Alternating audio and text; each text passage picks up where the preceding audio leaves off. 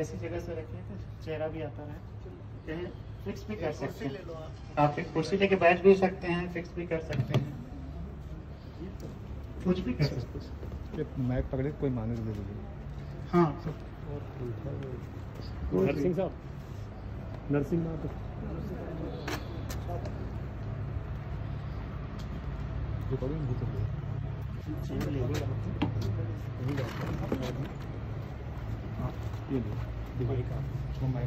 ये कैमरा है सरकार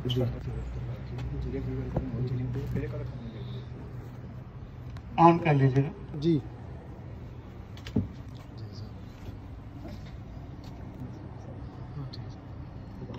तो इसमें पहला महत्वपूर्ण शब्द है प्रभुत्व संपन्न।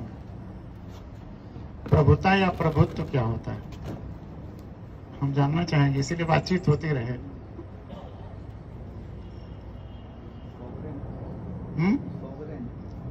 हाँ, इंग्लिश में सॉवरेन है, लेकिन इसको समझने के लिए इसका क्या अर्थ हुआ?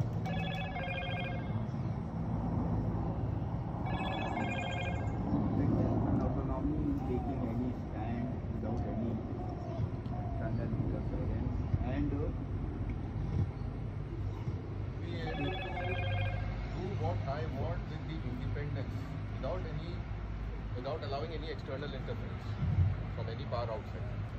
आधी बात बता रहे हैं आप लोग। अपना फैसला लेने के लिए स्वतंत्र और सक्षम है। वो तो ठीक है, लेकिन जो एक्सटर्नल इंटरफेरेंस कह रहे हैं वो उसका आधा हिस्सा है। इंटरनल भी उतना ही महत्वपूर्ण है।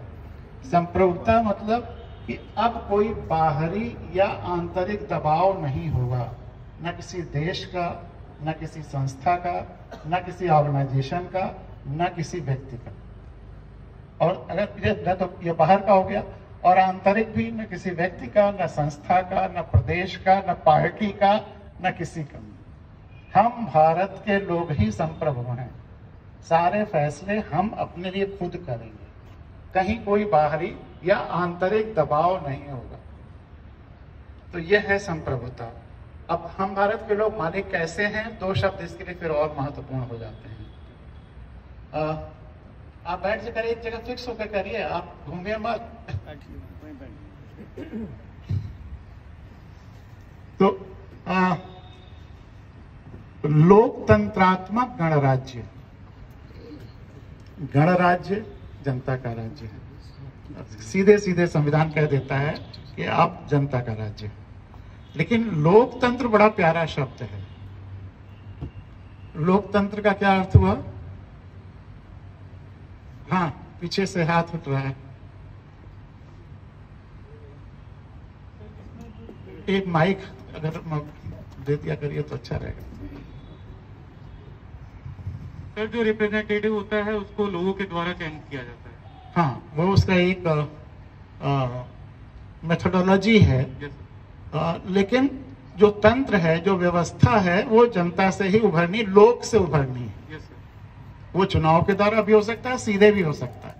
जैसे गांव पंचायतें हैं, 73वें संविधान संशोधन के बाद अब जो गांव पंचायतें हैं उनको एक तीसरी सरकार की मतलब स्टेट मिल गई है, स्थिति हो गई है उनकी।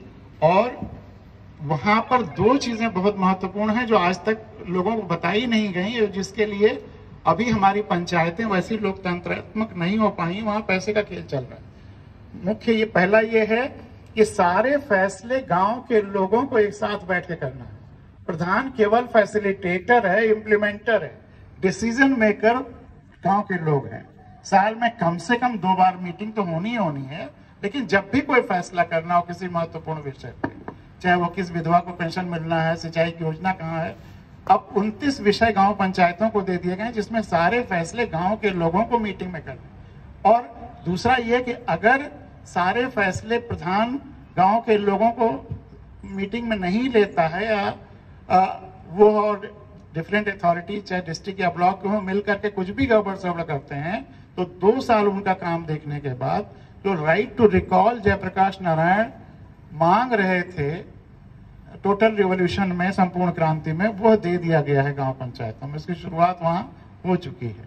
वो प्रोविजंस क्या है वो सब मैंने इस किताब में जो सरल शब्दों में है मैंने लिखा हुआ है, और आप पहले तो मैं खूब बांटता था, आप ये किताब खत्म होने कगार पे है तो मैं एक ही दो ला पाया हूँ, लेकिन मैं PDF पे आप सब लोगों आपको शेयर कर दूंगा, आप लोग आपस में शेयर कर लीजिए और पढ़ सकते हैं, वो प्रोविजंस भी जान सकते हैं। तो लोकतंत्रात्मक सारे फैसले जनता को करने हैं। जहां प्रैक्टिकली संभव है कि वो एक साथ बैठ सकते हैं वहां तो वो खुद करें, लेकिन जहां प्रैक्टिकली संभव नहीं है, जैसे विधानसभा में या लोकसभा में, एक कॉन्स्टिट्यूएंसी के सारे लोग एक साथ नहीं बैठ सकते, मजबूरी है, तब उनको अपना प्रतिनिधि चुनना है। लेकिन वह व्यवस्था जनता की ही होगी, जनता के ही उन्हें प्रतिनिधि रहना है, और चुने जाने के बाद भी उनको जनता की राय ही, किसी भी विषय पर वोट देते समय या बहस करते समय जिस जनता ने चुना है उन्हीं से आकर के असर्टेन करे वो राय रखें। तो तंत्र या व्यवस्था को जनता से ही उभरना है, जनता को ही चलाना है, देश की मालिक जनता है। तो यह तो हुआ लोकतंत्रात्मक और गणराज्य। लेकिन मैंने कहा कि लोकतंत्र बड़ा प्यारा शब्द है। लोक और जनता दोनों में फर्क है थोड़ा सा। कोई बताएगा कि क्या डिफरेंस है लोक में और जनता में? आपने लोकगीत सुने होंगे, गाए होंगे, लोक कथाएं सुनी होंगी, कुछ आप पहुंच रहे हैं थोड़ा और एकदम कोर पे आइए, जिसकी क्यों जागृति क्यों रहती है। वो तो रिजल्ट है दरअसल, जो बेसिक इसेंस।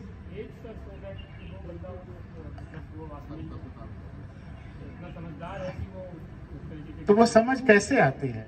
वही तो वो लोग को बताता है कि समझ है, आएगी। आप लोग बिल्कुल सही दिशा में जा रहे हैं। थोड़ा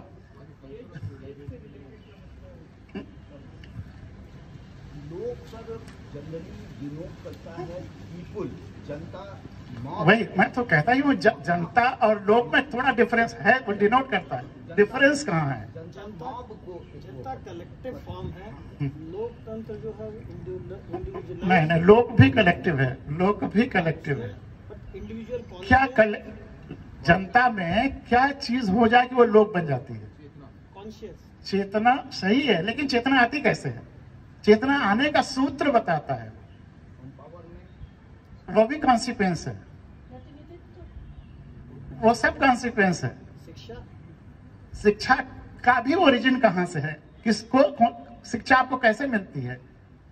एक बहुत सिंपल चीज है। संस्कृति भी उसी का रिजल्ट है।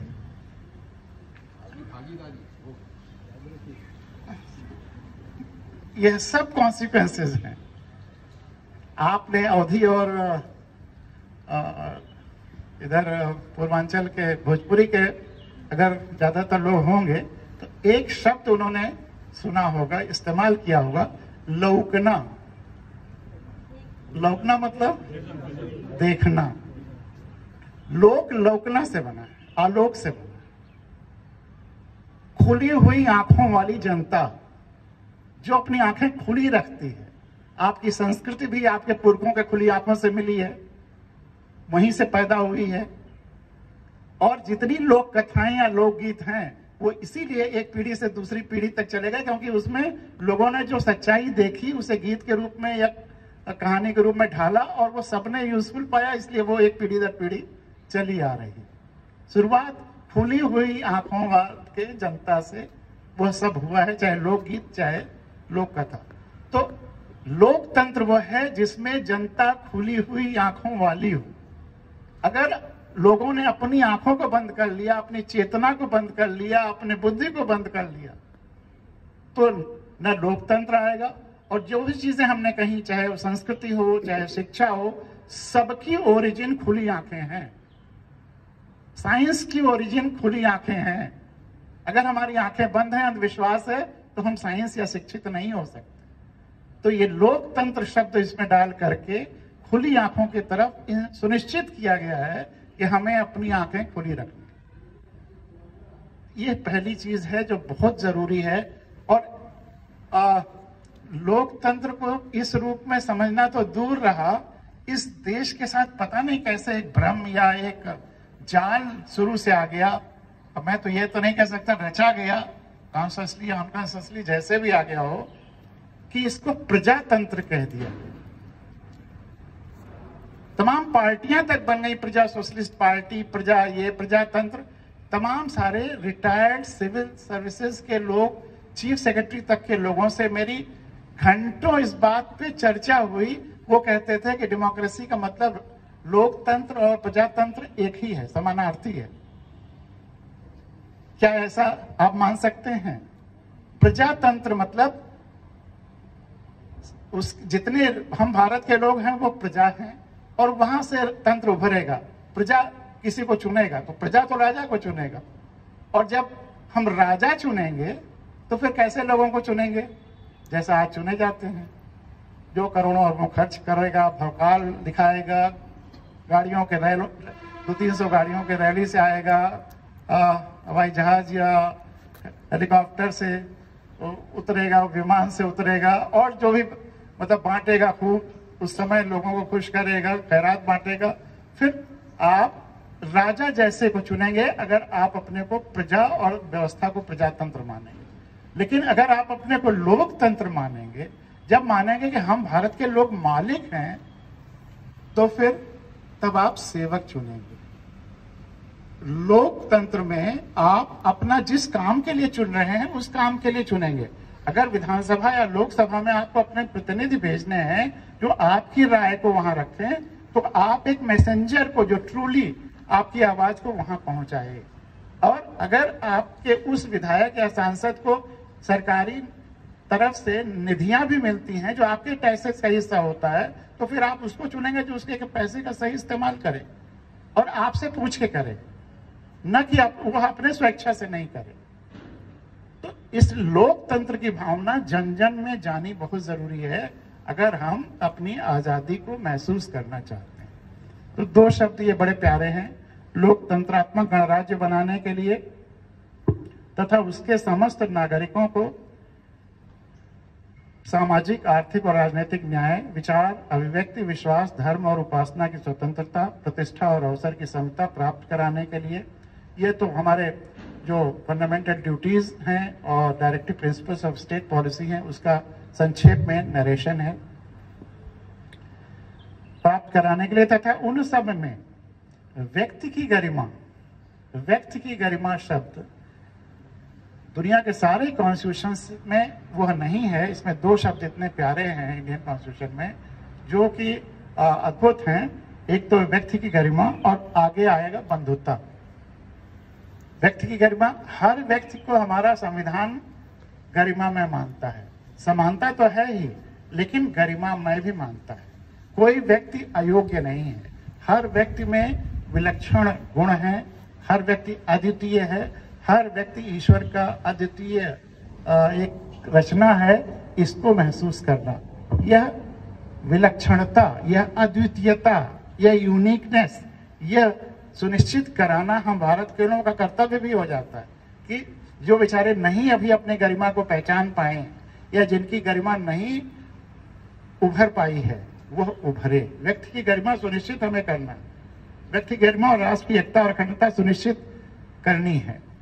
एक अथर्ववेद का मंत्र है, वो आप लोगों ने सुना होगा, अद्भुत है और उसका एग्जाम्पल भी है। तोतो चान एक किताब है, आप लोगों ने पढ़ी है किसी ने? तोतो चान, जापान के एक लड़की ने अपने टीचर की आत्मकथा लिखी, आत्मकथा नहीं जीवनी लिखी है, उसकी जीवन कथा लिखी। आत्मकथा तो अपनी कोई लिखे, वो इससे बहुत जुड़ा हुआ है व्यक्ति की गरिमा से। लेकिन पहले अथर्ववेद का वह मंत्र, अमंत्रम अक्षरो नास्ति न अपि मूलम न औषधम न अपि कोवपि अयोग्यो पुरुषः योजकः तत्र दुर्लभम्। अमंत्रम अक्षरो नास्ति, इस ब्रह्मांड में, इस सृष्टि में कोई ऐसी ध्वनि या कोई ऐसा अक्षर है ही नहीं जिसका मंत्र न बनाया जा सके या जो मंत्रवत न हो जाए। अमंत्रम अक्षरो नास्ति। उदाहरण के लिए चाहेंगे आप कुछ या खुद कोई उदाहरण देंगे? राम राम भी मंत्र बनता है और मरा मरा भी मंत्र बन जाता है। वाल्मीकि तर गए मरा मरा कहते हुए। भाव असली महत्वपूर्ण है, शब्द महत्वपूर्ण है ही नहीं। जिसको आपने शुद्ध भाव से या जिस भाव से शब्द उच्चारित कर दिया तो वह भाव फलित होता है, शब्द नहीं। और इसीलिए मंत्र और तंत्र के बारे में हमारे देश में बड़ी गलतफहमियां हैं, जबकि हम मंत्र और तंत्र से भरे हुए देश हैं। जो मन पे प्रभावित करे वो मंत्र है और जो तन पे प्रभावित करे वो तंत्र है। लेकिन इतना मंत्र पढ़ा जाता है, जपा जाता है, पढ़ाया जाता है, फिर भी असर क्यों नहीं होता? क्योंकि हम उसका भाव ही नहीं समझते। तो आपके ऊपर उसी मंत्र का असर होगा जिसका कि आप भाव समझेंगे या खुद समझ करके करेंगे, या अगर कोई किसी और से भी कराते हैं तो जब तक वह अर्थ बताता हुआ आपके अंदर आत्मसात नहीं कराता है तो तोता रटन की तरह से कोई भी मंत्र पढ़वा लीजिए, न असर होगा और न उसका कोई प्रभाव होगा। तो इसलिए अगर भाव के साथ आप कुछ भी कह रहे हैं तो कोई भी अक्षर, कोई भी ध्वनि मंत्र बन जाती है। शादी ब्याह में आप देखिए, वो गीत जो गाली जिसे कहते हैं, क्योंकि वो प्यार और भाव से होता है तो उसका असर गाली वाला नहीं होता है, उसका असर जुड़ाव वाला, संवेदना वाला, प्यार वाला हो जाता है। तो अमंत्रम अक्षरो नास्ति न अपि मूलम न औषधम। कोई ऐसी जड़ी या वनस्पति इस धरती पर है ही नहीं जिसके औषधीय गुण जिसमें न, कोई मूलम न औषधम न अपि कोअपि अयोग्यो पुरुष। ईश्वर ने जिस भी बच्चे को या जिस भी व्यक्ति को इस धरती पर भेजा है, किसी को अयोग्य नहीं बनाया है। कुछ न कुछ विशेष अद्वितीय गुण हर एक को दे के भेजा है। अब व्यवस्था उसको न पहचान करके उभार पाए उसके गुणों को, उसके पेरेंट्स या वो खुद न उभार पाए अपने गुणों को। अगर कोई बच्चा फेल होता है तो निश्चित जानिए वो बच्चा नहीं फेल हो रहा है, वो आपका एजुकेशन सिस्टम फेल हो रहा है। बच्चा तो अद्वितीय है, बच्चे में टैलेंट कुछ और है और हम उस गरिमा कुछ और दिशा में है और हम उसको दूसरे विषय में टेस्ट करना चाहें तो फिर कैसे वो पास होगा? अगर हम हवा के दबाव को बैरोमीटर से नहीं थर्मामीटर से नापना चाहें तो फिर क्या दबाव सही पा पाएंगे? तो वैसे ही हमारा एजुकेशन सिस्टम, उसके अंदर की जो इंट्रिंसिक क्वालिटी है, जो विलक्षणता है, जो ईश्वर ने अद्वितीयता दी है, जब वो नहीं पहचानते हैं तो हम उसको फेल कह देते हैं। और बच्चे के साथ ट्रेजेडी ये होती है कि वह एग्जाम के उन सब्जेक्ट्स में अपने को फेल मानने की जगह पर अपने को लाइफ में फेल मानने लगता है। हम पूरी मेंटालिटी को बच्चों की किल कर देते हैं। और इसीलिए शायद हमारी शिक्षा व्यवस्था इतनी ज्यादा ऐसी है कि ज्यादा से ज्यादा बच्चे फिर फ्रस्ट्रेटेड होते हैं। और आप वर्ल्ड के हैप्पीनेस इंडेक्स में अगर आप हिंदुस्तान की पोजीशन देखें तो 146 देशों में हम लास्ट पायदान पे हैं। हम नकारात्मकता इतना ज्यादा भर देते हैं जबकि गरिमा भरना है। इसलिए हमें अपनी शिक्षा व्यवस्था को तुरंत उस पर ध्यान देने की जरूरत है। और इसीलिए मैंने तोतो चांद किताब का जिक्र किया था। अद्भुत किताब है। एक, जैसा मैंने बताया, एक लड़की ने अपने एक टीचर की, गुरु की कथा लिखी है। और वो गुरु कैसा विलक्षण है, उसके पास कोई ज्यादा संसाधन नहीं है। कभी ट्रेन की डिस्कार्डेड बोगी में, कभी पेड़ के नीचे पढ़ाता है। और किसको पढ़ाता है? समाज के सारे रिजेक्टेड बच्चों को। कौन कौन रिजेक्टेड हो सकते हैं? जो दूसरे स्कूलों के एडमिशन टेस्ट में फेल हो जाते हैं, जिसका कहीं दाखिला नहीं होता, या माता पिता बहुत गरीब हैं, उसको पढ़ा ही नहीं पाते, स्कूल भेज ही नहीं पाते, और ये तो बिना किसी संसाधन के, बिना पैसे के पढ़ाता है, जो भी आ जाता है। या जो बच्चे विकलांग हैं, या आजकल आप तमाम सारे लखनऊ में ही या तमाम बड़े बड़े स्कूलों में देखते होंगे कि जो बच्चे 11th में या 9th में अच्छा परफॉर्मेंस नहीं देते, उनको कोशिश करते हैं निकल जाए ताकि उनका 12th का और 10th का रिजल्ट अच्छा आए, स्टैटिस्टिक्स ना खराब हो। तो जो बच्चे इस तरह से निकाल दिए जाते हैं या शैतानियों की वजह से निकाल दिए जाते हैं, उन सब बच्चों को वो पढ़ाता है। लेकिन रिकॉर्डेड हिस्ट्री है। आज दुनिया में हर भाषा में वो किताब है, आप नेट पे डालिए तो आ जाएगा, किसी भी दुनिया की सारी भाषाओं में। और मैं 80s से इस किताब को 2-2, 4-4 रुपए का जब पायरेटेड मिलता था, तब से जहां जितना मिलता था मैं ले आता था दिल्ली से और पढ़ता था हिंदी इंग्लिश दोनों में। अद्भुत किताब है जी, मेरे लाइफ में मैं तो कहता हूं कि उससे अच्छी दुनिया में कोई किताब ही नहीं। और जिन जिन पेरेंट्स को वो किताब दी तो उन्होंने कहा कि मेरे और मेरे बच्चों के बीच में रिलेशन सुधर गए। जिन टीचर्स को दिया उनका कि मेरे और स्टूडेंट्स के बीच में रिलेशन सुधर गए। और बच्चों के लिए तो अद्भुत है ही।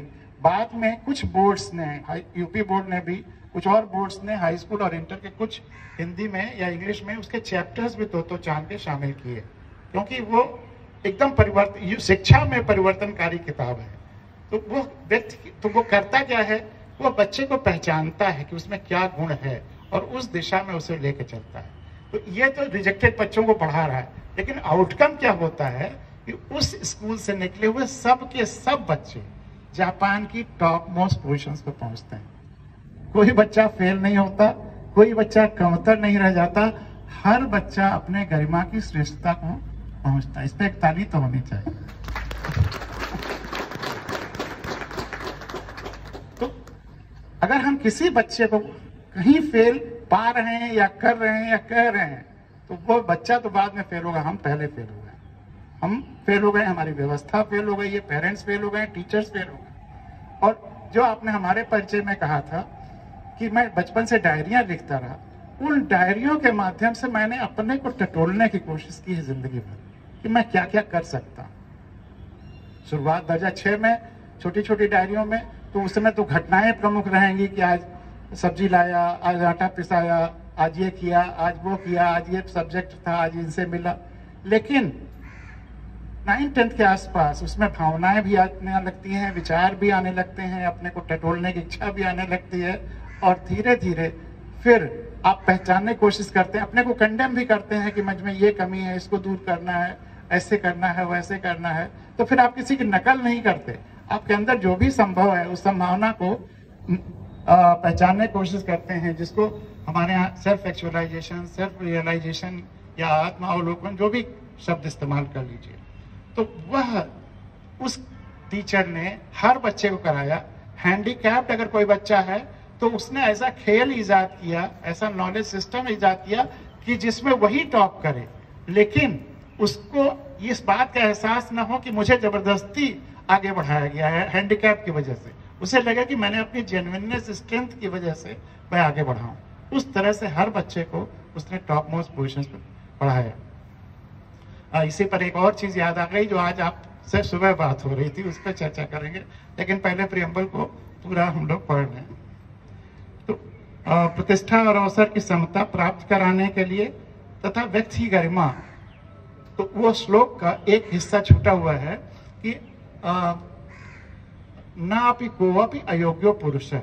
जैसे वह टीचर जापान का तो चांद का हर बच्चे की योग्यता को पहचान करके उसे आगे बढ़ाता है और हर बच्चा एक्सीलेंस की तरफ जाता है। न अपि कोऽपि अयोग्यो पुरुषः योजकः तत्र दुर्लभः। एक ऐसा योजनाकार, एक ऐसी व्यवस्था जो सबको उसके अंदर के बेस्ट को उभारे, चाहे वो मंत्र का हो, चाहे औषधि का हो, चाहे व्यक्ति का हो। ऐसी व्यवस्था की तलाश, ऐसे योजनाकार की तलाश होनी चाहिए। और यही हमारा संविधान कहता है कि व्यक्ति की गरिमा और राष्ट्र की एकता और अखंडता सुनिश्चित करने वाली बंधुता बढ़ाने की। बंधुता शब्द दुनिया के और किसी कॉन्स्टिट्यूशन में नहीं। बंधु कौन है? एक माता पिता की संतान। तो हम सब जितने हम भारत के लोग हैं, एक माँ की संतान है, भारत माँ की संतान है। तो वह रिश्ता है हम लोगों के बीच में, और उसको बढ़ाना है, उसको एहसास करना है, उसको आगे ले चलना है। बंधुता बढ़ाने के लिए दृढ़ संकल्प होकर अपनी संविधान सभा में आज तारीख 26 नवंबर 1949 ईस्वी को एतद द्वारा इस संविधान को अंगीकृत, अधिनियमित और आत्मार्पित करते हैं। अब 3 शब्द बड़े प्यारे हैं यहाँ पे, अंगीकृत, अधिनियमित और आत्मार्पित। रिकॉर्ड जो कर रहे थे कहाँ है? सर है ना? जी चल रहा है, चल रहा सर। मतलब आप थोड़ा देखते भी रहिए कि आ रहा है कि नहीं, कहीं ऐसा तो नहीं मैं देख रहा हूँ सर, चल रहा है, बढ़िया चल रहा है सर। अंगीकृत, अधिनियमित और आत्मार्पित करते हैं।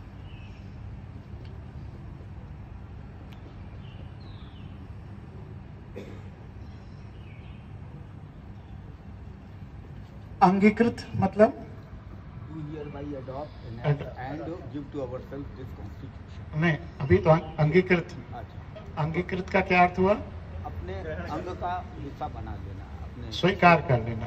हम इसको अंगीकृत करते हैं, मतलब 26 नवंबर 1949 को यह संविधान अब हम भारत के लोग स्वीकार करते हैं, एक्सेप्ट करते हैं। अधिनियमित, अब यही कानून, जब आपने कहा ना कानून, तो यही कानून रहेगा इस देश में। संविधान के लागू होने के बाद या तो संविधान में जो लिखा हुआ है वही कानून है, या संविधान जिन कानूनों को अप्रूव करता है वही कानून है।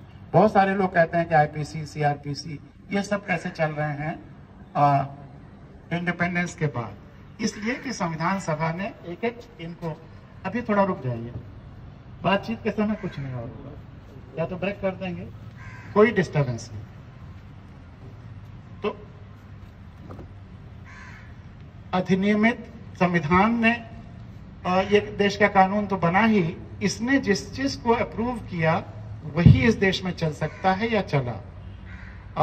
बहुत लोग इसलिए संविधान को क्रिटिसाइज भी करते हैं कि कैसे सीआरपीसी और आईपीसी जो ब्रिटेन के जमाने के बने हुए हैं उसको कैसे चलाया गया संविधान के लागू हो जाने के बाद, हमें गणराज्य बन जाने के बाद। मैं इनकम टैक्स में रहा हूं, तो इंडियन इनकम टैक्स एक्ट 1922 का चल रहा था पहले। लेकिन आप सोचिए, हमारा संविधान 3 साल के करीब समय लगा बनने में, 50 में लागू हो पाया, 47 से बनना शुरू हुआ। और अगर हम उसी के साथ CrPC, IPC, income tax act, जितने और सब्सिडियरी लॉज हैं उनको भी बनाना शुरू कर देते, तो फिर हमारे ख्याल से आज तक संविधान लागू नहीं हो पाता। अब आपसे अगर एक सवाल पूछें कि संविधान लागू होना क्यों जरूरी था अर्लीस्ट, अगर ये सब एक्ट बना करके अपना इंडियन नया सीआरपीसी, नया पेनल कोड और सब कुछ नया बना लेते, भले ही 5, 6 साल 10 साल और लगता, तो उसमें देरी करने में परेशानी क्या थी? थोड़ा और समय लग जाता। क्यों जल्दी जल्दी संविधान लागू हो जाना चाहिए था आजादी के बाद? बहुत महत्वपूर्ण सवाल है। जल में ही पानी डाला हैं? इंडिया की यूनिटी को मेंटेन करने के लिए, क्योंकि उस समय ब्रिटिश रूल के समय की सिचुएशन थी, उसमें अलग अलग किंगडम थी और अलग अलग जो प्रोविंसेस थे, ये इनसे कई में अब इनके अपने रूल भी चलते थे। माइक दे दिया करिए, जहां कोई बोलने लगे तो तुरंत माइक ला करके दे दिया। बिल्कुल सही कह रहे हैं आप, ये बहुत अच्छा कारण है कि जल्दी होना चाहिए था यूनिफिकेशन पूरे कंट्री का, लेकिन उससे भी एक और महत्वपूर्ण कारण है। हमने सब जल में पानी डाला, सो दैट सारे उस समय के पहले के कोड एक्ट्स, आईपीसी जो आप 1860 बोल रहे हैं, तो वो अपने आप सब वैलिडेट हो गए। तो कॉन्स्टिट्यूशन ही अगर एग्जिस्टेंस में आ गया, कुछ लोग कहते हैं कि हमको अपना नया सब कुछ बना लेना चाहिए था, तो अगर उसको बनाते और थोड़ा 2-4 साल और डिले होता संविधान बन करके फाइनली टोटल इंडियन बनाने में, तो क्या दिक्कत थी, क्या परेशानी थी? क्यों जल्दी से जल्दी कॉन्स्टिट्यूशन को लागू कर लेना चाहिए? प्रेसिडेंट न होते, गवर्नर जनरल चलते रहते, तो क्या फर्क पड़ता था? मतलब उसका नुकसान क्या था, मैं ये जानना चाहता हूँ। डोमिनियन स्टेटस हमारा बना रहता। और ये सब सही कह रहे हैं आप। हम लोकतंत्र को स्थापित कर पाते, इलेक्शन में जा पाते। और हम आप उस तरफ जा रहे हैं। हम डेमोक्रेसी रहते लेकिन रिपब्लिक न बनते। और दरअसल हमारे संविधान ने जो सत्ता है, जो मालकियत है देश की, वह ब्रिटिश कॉन्स्टिट्यूशन से हम भारत के लोगों को सौंपा, और कोई दस्तावेज नहीं है जिसमें हम भारत के लोगों को मालिक बनाया हो। यह संविधान केवल गणतंत्र, गणराज्य और लोकतांत्रिक गणराज्य बना रहा है। यहीं से हम देश के मालिक बन जाते हैं। 1947 में क्या हुआ था? 1947 में क्या हुआ था? हम गणराज्य नहीं बने थे, हम स्वतंत्र हुए थे सर। हम केवल स्वतंत्र भी किस रूप में हुए थे? डोमिनियन स्टेटस तो है ही, लेकिन सत्ता किसको दी गई थी? ब्रिटिश क्वीन से ट्रांसफर ऑफ पावर एक्ट के द्वारा एक इंटरिम गवर्नमेंट को सत्ता सौंप दी गई थी। हम भारत के लोगों तक नहीं आई थी, वह गंगा जो है शंकर की जटा में गई थी, वह जन जन तक नहीं आई थी। उसको जल्दी से जल्दी जन जन तक पहुंचाने की जरूरत थी, वह हमारा संविधान पहुंचा रहा है। तो इसलिए अगर हम सारे एक्ट्स फिर से रीड्राफ्ट करने लगते तो कितना समय लगता? इनकम टैक्स एक्ट 50 के बाद बनना शुरू हुआ और 1961 में बन करके तैयार हुआ, 12 साल लग गए। ऐसे ही आईपीसी और सीआरपीसी की कितना समय लगता? एक चीज और जान लीजिए कि सीआरपीसी या आईपीसी कोई किसी बाहरी देश के इन पेनल कोड्स की नकल नहीं है। जिन विदेशियों को हम गाली देते हैं, उन्होंने आईपीसी और सीआरपीसी कैसे बनाया है, अगर आप उसका इतिहास पढ़ लीजिए, उसमें ट्रेनें नहीं थी, बैलगाड़ियों से 3-3 साल तक पूरे देश में यात्रा किया है। और जिस संस्कृति और कल्चर की हम बात कर रहे हैं, उस कल्चर को स्टडी करके आईपीसी और सीआरपीसी या सारे जितने पेनल कोड्स हैं, सब में स्टडी करने के बाद किया है। ब्रिटेन में पेनल कोड किसी और चीज के लिए है, हमारे यहाँ अगर हस्बैंड वाइफ का जो पवित्र रिश्ता है उसको मेंटेन करते हुए अगर इसमें से कोई भी उससे अलग कोई हरकत करता है तो पेनलाइज करने की बात है। हमारे आईपीसी में जो ब्रिटिशर्स ने बनाया है, उसमें जितने इवन क्लाइव और ये मैकाले, इन सब ने भी बैलगाड़ियों से यात्रा कर करके इसको बनाया है। उन्होंने जरूर क्लर्क्स अपने हिसाब से तैयार करने के लिए सिस्टम में भी किया, अपने फायदे के लिए किया, लेकिन जहां तक इंडियन पेनल कोड बनाना और यहाँ के लिए नियम कानून बनाना है, वह बिल्कुल एकदम समर्पित भाव से सही तरीके से किया। वो हमारी संस्कृति के अनुरूप उसने सारी चीजों को मेंटेन करने की कोशिश की। इवन होमोसेक्सुअलिटी को क्राइम माना, विदेशों में बाद में आया। ये तो हमारे, अब हम खुद लोग उन मुद्दों को डाइल्यूट कर रहे हैं, हम वेस्ट की तरफ एक्सेप्ट कर रहे हैं, अपनी संस्कृति को भूलते जा रहे हैं। विमेन को इतना रिस्पेक्ट दिया हमारे पेनल कोड ने, वह सब हमारी संस्कृति को देखते हुए, तो कोई जरूरत नहीं। इसीलिए संविधान सभा ने एक एक कोड को स्टडी किया और उसको अपने लिए सही पाया, इसलिए उसको एक्सेप्ट किया, अडॉप्ट किया, अप्रूव किया। तो इसलिए जो बिना पढ़े बिना जाने लोग आरोप लगा देते हैं कि ये सब तुरंत बदल देना चाहिए था, और अभी भी हिंदुस्तान बहुत लोग ये भी कहते हैं कि अभी भी हिंदुस्तान गुलाम है और हम इंडिपेंडेंट हैं ही नहीं, और उसका कहते हैं कि हम 1935 एक्ट की नकल है भारत का संविधान, जबकि लास्ट सेक्शन ये है, रिपीलिंग सेक्शन है कि 1935 एक्ट और ट्रांसफर ऑफ पावर एक्ट, इनको रिपील किया जाता है और अब हम फुली सॉवरेन डेमोक्रेटिक रिपब्लिक बन रहे हैं। तो बिना पढ़े संविधान का मतलब क्रिटिसाइज करने वाले लोग बहुत मिलते हैं। हम यही आग्रह करते हैं कि आप लोग इसको डीपली पढ़िए, समझिए, और उसके बाद कोई मन में प्रश्न हो तो उस पर चर्चा करिए या डिस्कशंस हो। और संविधान में संशोधन की भी गुंजाइश है। अगर पूरा देश महसूस करेगा कि हाँ ये संशोधन होना चाहिए, तो उसके लिए भी संविधान तैयार है, देश तैयार है। तो ये चीज जाननी जरूरी थी कि वही नियम कानून देश में चल रहे हैं जो या तो संविधान में लिखा हुआ है या संविधान सभा ने डिस्कशन करके अप्रूव किया है। वह अप्रूवल यूं ही नहीं है, वह तमाम सारे फैक्टर्स को देखते हुए, देश को जरूरी पाते हुए, और इतना समय नहीं था कि नया तुरंत बना लिया जाए। तो उन लोगों, जो करीब 400 लोग जिन्होंने संविधान बनाया, एक से एक लिमिनरीज थे, तो उनकी वो सब देश के लिए सब कुछ कुर्बान करने की जज्बा वाले लोग थे, उन पर कोई शंका या संदेह नहीं किया जा सकता। तो अधिनियमित करते हैं और आत्मार्पित करते हैं। आत्मार्पित का क्या अर्थ हुआ? खुद से खुद को अर्पण। खुद से खुद को अर्पण मतलब खुद बनाया और खुद को अर्पण कर दिया। तो अगर आपसे कोई पूछे संविधान किसने बनाया, तो इसका उत्तर क्या होगा? खुद ने बनाया। We the people of India. कैसे बनाया? अपने चुने हुए प्रतिनिधियों के द्वारा। करीब 390 चुने हुए प्रतिनिधि थे, 389, जिसमें से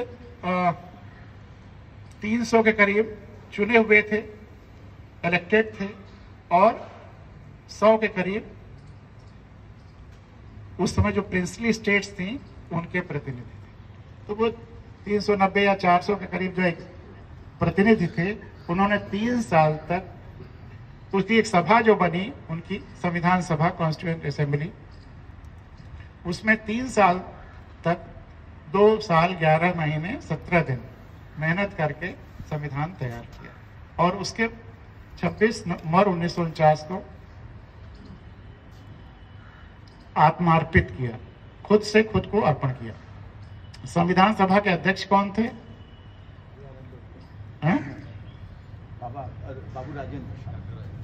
अब देखिए कितनी बड़ी मतलब अगर हम लोग नहीं जानते हैं तो बेचारे बच्चे या जो एकदम नहीं निरक्षर हैं वो कैसे जाने। संविधान सभा के अध्यक्ष कौन थे? हैं? राजेंद्र प्रसाद। संविधान सभा के अध्यक्ष बाबू राजेंद्र प्रसाद थे, जो राष्ट्र के पहले राष्ट्रपति थे। संविधान सभा में 17 कमेटीज थी, सब कमेटीज एक तरह से कह लो। कोई पूरे देश के कल्चर्स की स्टडी करने के लिए, कोई लोगों से कम्युनिकेट करने के लिए, कोई विदेशों के संविधान की स्टडी करने के लिए, कोई अलग अलग तरीके, मतलब जितने तरह की जरूरतें हो सकती हैं संविधान बनाने के लिए कमेटी की, उसके लिए अलग अलग विंग्स बना दिए गए। एक विंग उसका था प्रारूप कमेटी, ड्राफ्टिंग कमेटी, कि जो संविधान सभा डिस्कस करती थी या जो मुद्दों पे जो लोग कंसेंसस करते थे या जो डिसाइड होता था, उसको नोट करके उस पर ड्राफ्ट पुट अप करना संविधान सभा को। उस ड्राफ्टिंग कमेटी के जो चेयरपर्सन थे वो B.R. अम्बेडकर साहब। 26 नवंबर 1949 को जब संविधान पास हो रहा था, तो जो दोनों का वक्तव्य है अम्बेडकर जी के और राजेंद्र बाबू के, वो अद्भुत हैं, और आज आजादी के 70 साल के बाद भी उतने ही रेलिवेंट हैं। आजादी के नहीं, संविधान लागू होने के 72 साल हो गए, उतने ही रेलिवेंट हैं। मैं दोनों के वक्तव्य का सारांश आपके सामने रखना चाहूंगा।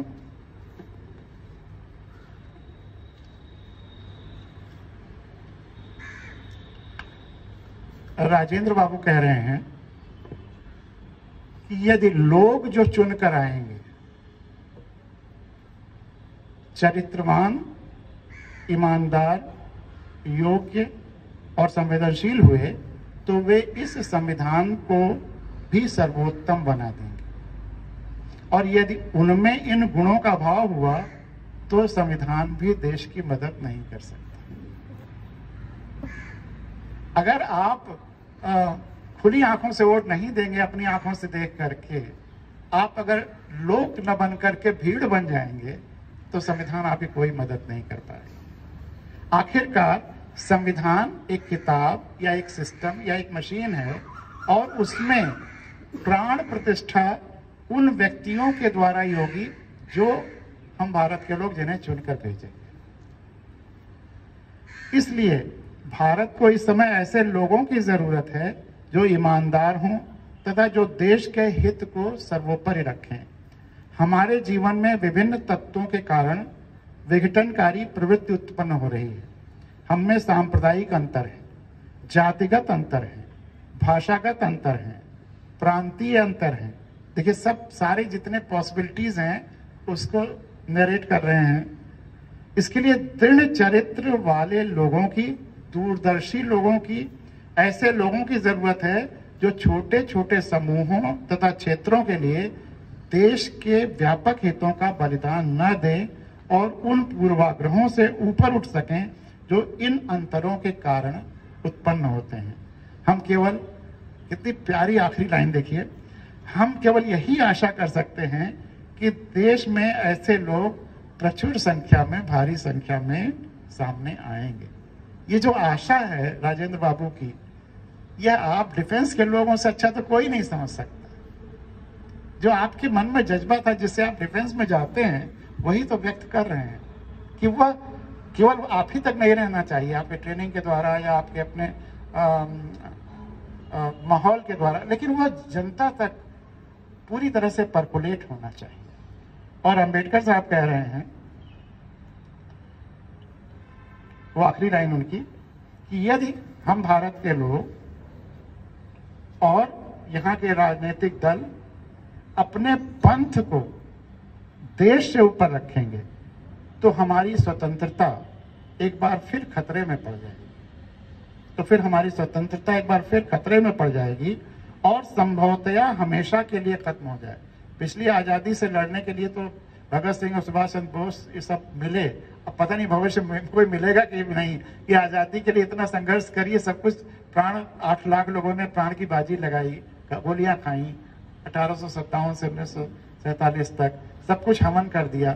उसके बाद जो आज़ादी थी हम 70-80 साल में ही नहीं संभाल पाए, तो फिर अब आगे कोई स्वतंत्रता आंदोलन और आज़ादी के लिए लड़ाई भी नहीं होगी। और खतरे भी अब केवल पॉलिटिकल ही नहीं है, अब तो इकोनॉमिक कंट्रोल से भी सब कुछ हो सकता है, जिसके लिए ज्यादा खतरा चल रहा है।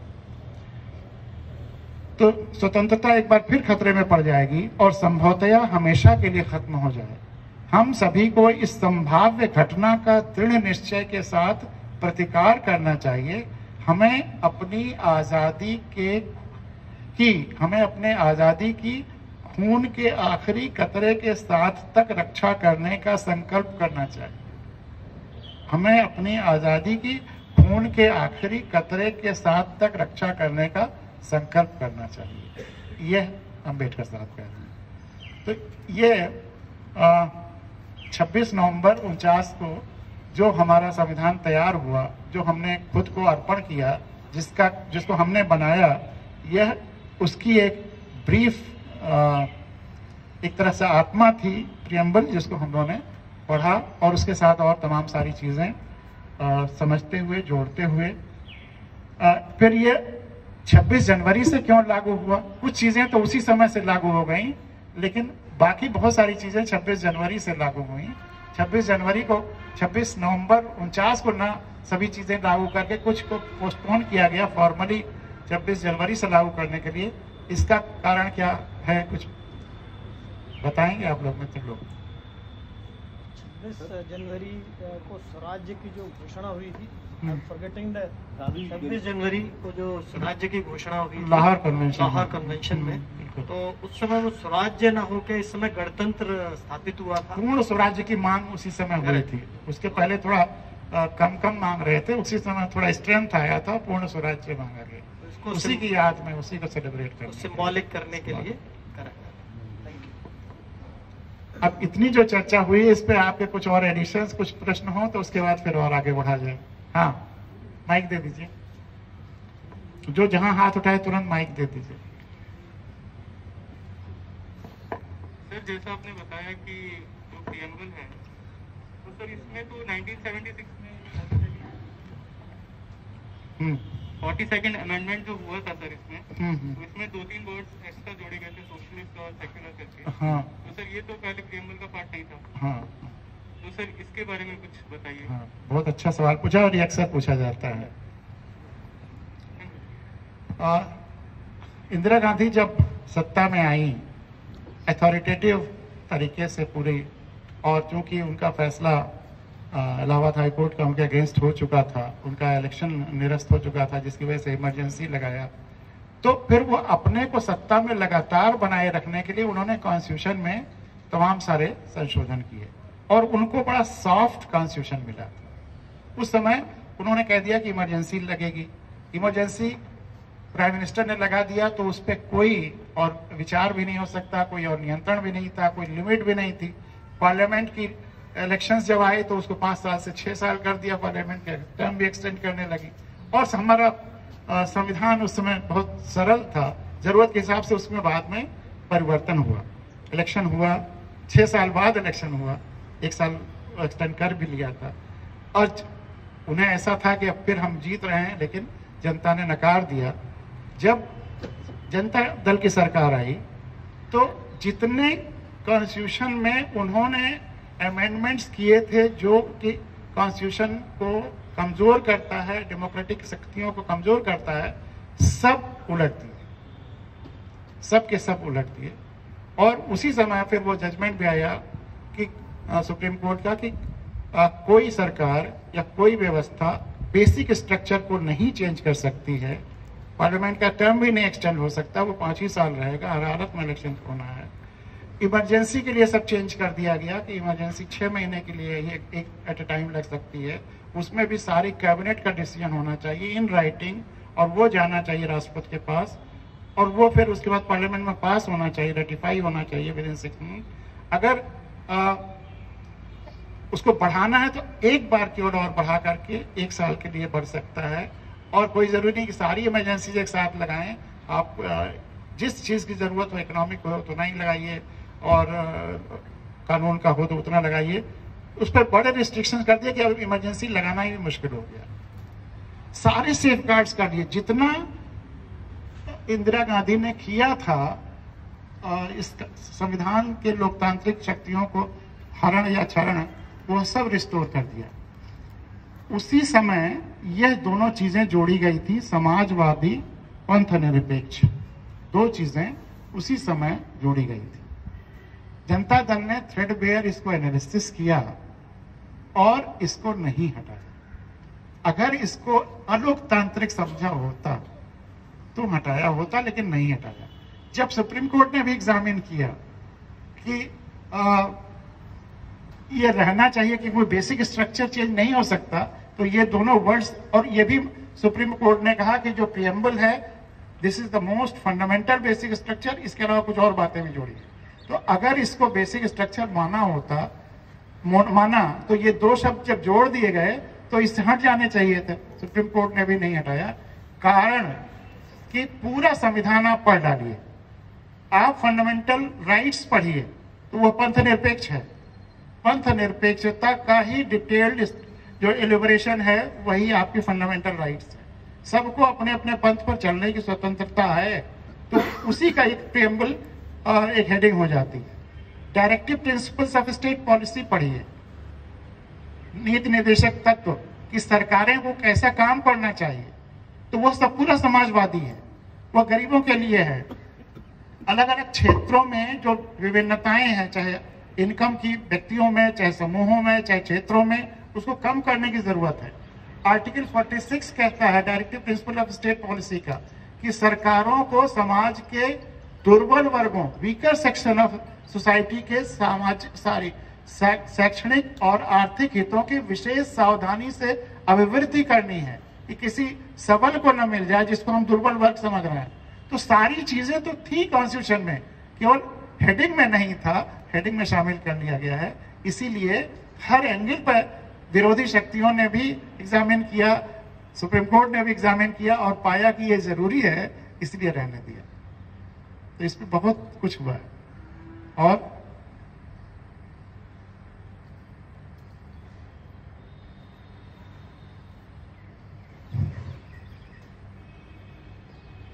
सर एक सवाल है। हाँ, ब्रिटिशर्स के बारे में हैं? ब्रिटिशर्स 2 खेमे हैं सर। एक खेमा कहता है कि ब्रिटिशर्स अगर नहीं रहते तो शायद भारत अभी और एडवांस होता, शायद और तरक्की हुई रहती। दूसरा खेमा मानता है कि नहीं, ब्रिटिशर्स थे, क्योंकि उन्होंने रूल किया तो बहुत सारे ऐसा उन्होंने काम किया, इंफ्रास्ट्रक्चर ऐसे बनाए, बहुत सारे डॉक्यूमेंटेशन ऐसे किए, वो हमें मदद मिला आगे बढ़ने के लिए। तो हिस्टोरिकल पर्सपेक्टिव क्या है? इसका जवाब आप लोगों से मैं जानना चाहूंगा, फिर उसके बाद हम लोग चर्चा करेंगे। सर, हाँ सर लगभग आप 200 साल तक गुलाम रहे, जिससे हमारे अंदर इस तरह की जागृति बहुत कम उत्पन्न हुई कि जो हम अपने आप को सोचे और इसको डेवलप करने के बारे में सोचे, बहुत कम हुई। वही रहा है जो आप काम कर रहे हैं। जी सर, तो उतना हम उसकी तरफ ध्यान नहीं दिया, क्योंकि गुलामी के चक्कर में, आप कर लीजिए, गुलामी के चक्कर में उतना ज्यादा हमने उस तरफ को ध्यान नहीं दिया सर। ये नहीं सर। और पर कर्नल साहब के सवाल का जवाब मुझे लगता है कि Dadabhai Naoroji in 19th century and mister Shashi Tharoor in the British House of Commons already दे चुके हैं कि they have given us so-called unified country, administration, and a semblance of one India, but they have bled us forever. तो ये लगता है, तो it's a very speculative question. इसके प्रोस एंड कॉन्स दोनों रहे हैं, निगेटिव इम्पैक्ट ज्यादा रहे हैं to my small mind. Sir, जहाँ तक इसमें विरोधाभास प्रतीत होता है, लेकिन असर में जो भी अंग्रेजों ने शासन किया, एक व्यवस्था बनाई, उसका इफेक्ट हमें भी दिखाई देता है कि ये हमारे फायदे की चीज साबित हुई। लेकिन जो भी व्यवस्था उसमें बनाई गई वो उन्हीं के अपने तंत्र और व्यापार के फायदे के लिए ही बनी थी। उन्होंने ये कभी सोचा नहीं था कि ये देश हम कभी आजाद करेंगे और ये इनके काम में आएगी। तो ये विरोधाभास वहां तक खत्म हो जाना चाहिए। और तो इसमें जो है उनका अपना इंटरेस्ट था, उसका फायदा बात को जो भारतवर्ष को हुआ, ये बात अलग है।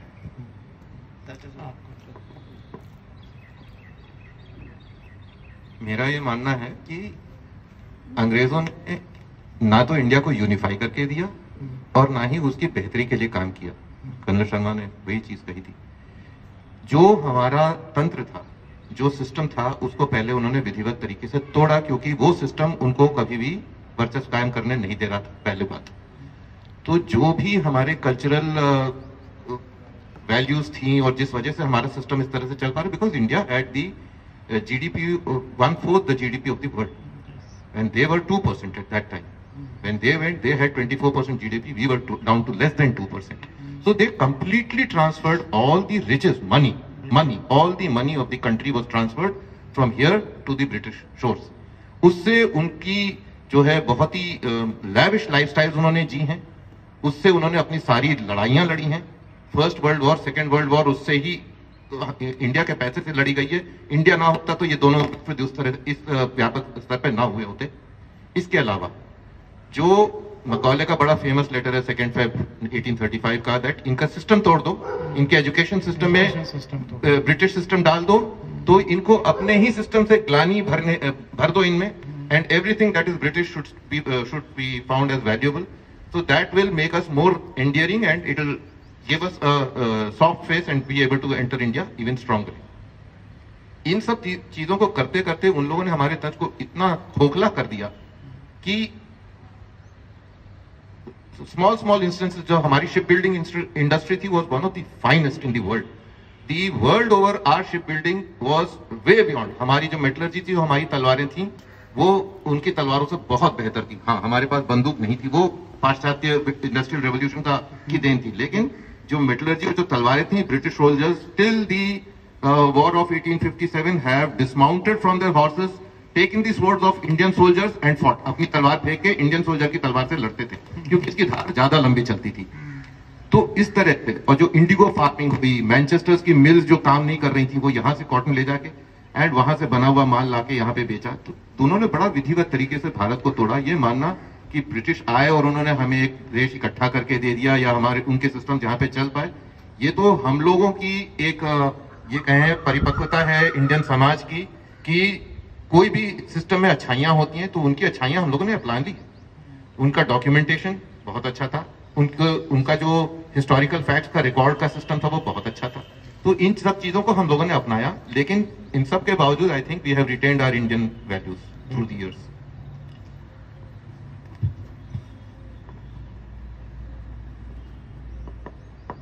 एक्चुअली जो मैं बोलना चाहता था सर ने इतना अच्छा बोला है, पर मैं एक्चुअली एक दूसरे एंगल से बोल रहा हूँ। कहीं ऐसा तो नहीं कि हमारे नेचर में किसी का विरोध करना लिखा है कि हम काम कम करेंगे लेकिन विरोध करेंगे। वो पहले भी था, वो आज भी है।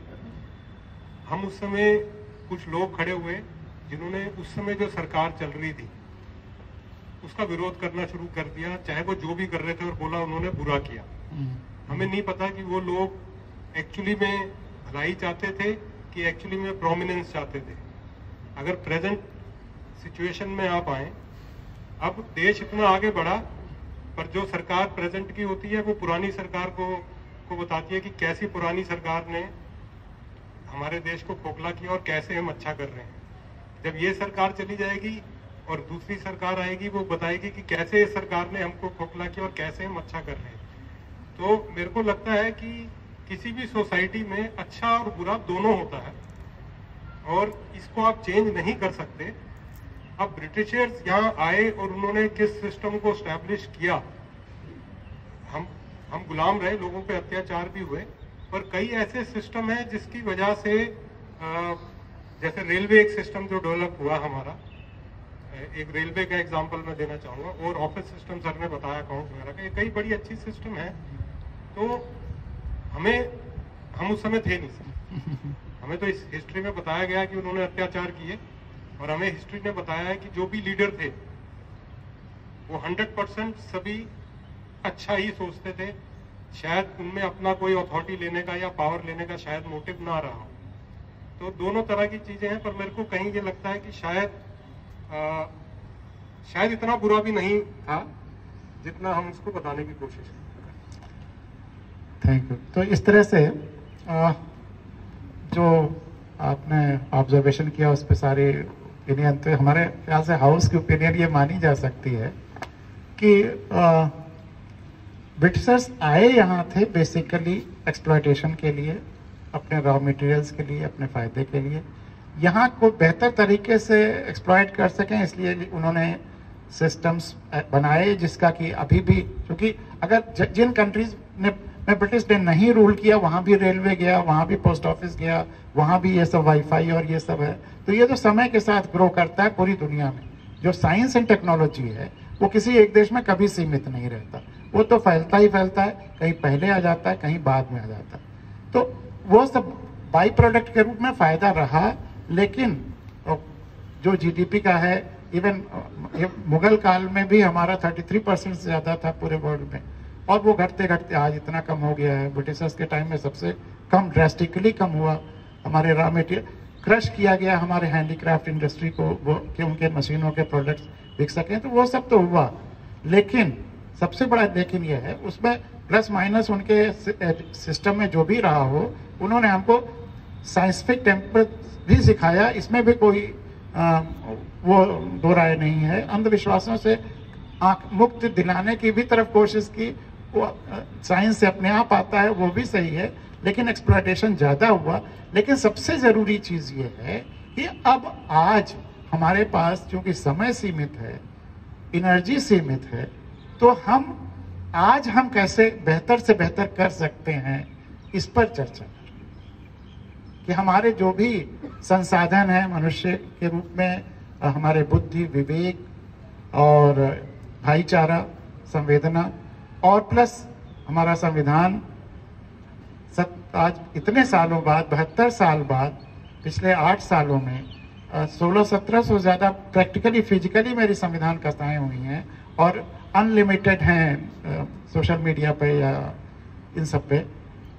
जब मैं सवाल पूछता हूँ संविधान के बारे में, तो 99.9% लोग संविधान के बारे में नहीं जानते, और जबकि अब जो नेक्स्ट जरूरी चीज है संविधान में प्रियम्बल के बाद, वह है फंडामेंटल ड्यूटीज।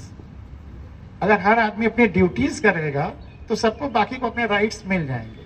तो फंडामेंटल ड्यूटीज में जो फर्स्ट फंडामेंटल ड्यूटी है वो क्या है, आप में से कोई बताएगा? पहली फंडामेंटल ड्यूटी जो हर नागरिक को करना है, 51A1 है सर, वो अब आप तो हर सवाल जानना है, बाकी लोगों को मौका दीजिए। 51A में क्या पहला क्या है? हर नागरिक को जानना है।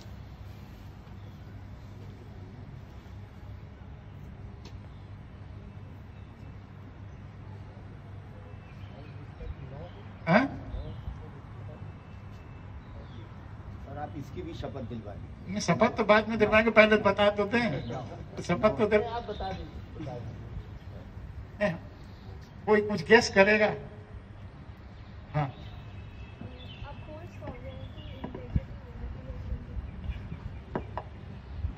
वो फंडामेंटल ड्यूटी है, लेकिन फर्स्ट नहीं है,